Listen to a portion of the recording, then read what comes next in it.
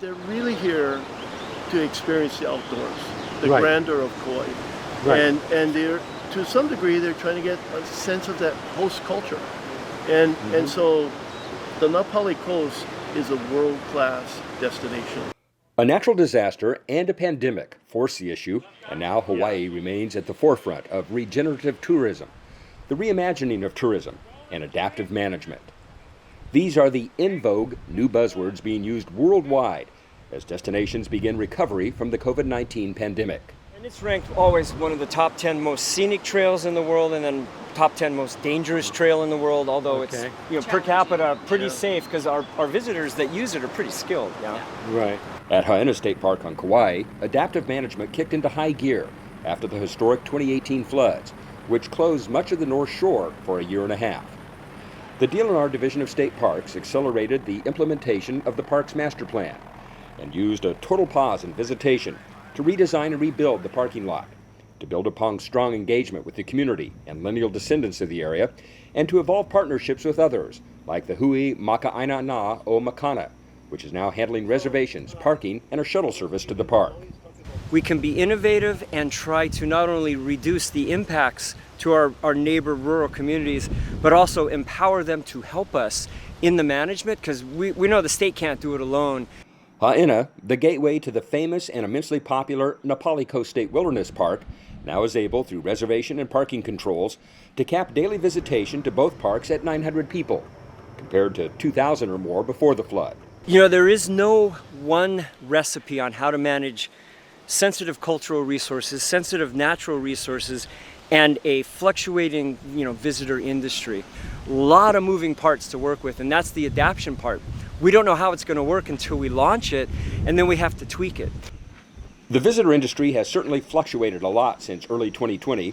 This provided additional opportunities to tweak, to discover, to rebuild, and to reimagine tourism. A key component was the institution of a pay-to-play paradigm. Here's the beauty, though, of what's now versus, say, 2019. During COVID, we did the fee increase for parking, entry, camping, and lodging. So the fees went up to where they're pretty much as high as other state park units in the United States. We're right about the norm.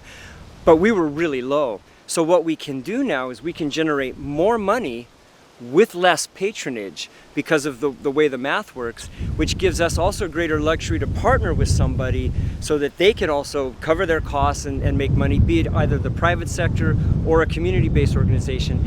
Is a testimony of the relationship we've built over 20 plus years with state parks. We're a trusted partner, and it's precedent setting because some of the funds generated through this integrated shuttle parking and entry system will be used to stay here in the park and to create community-based, culturally grounded jobs for our community to take care of this area that's so important to them. So now, Governor, if you could come up here, and I got something for you. The reopening of Haena State Park in 2019 was heralded as a new day. Wickman says now, with the pandemic hopefully waning, it's another new day. It's really regenerative tourism, this is what you hear that buzzword a lot, but this is where the rubber meets the road. We're actually taking some of that revenue from the visitor industry and putting it right back into our community and benefiting the Aina, benefiting the local people. We're coming with you. We decided. You guys ready?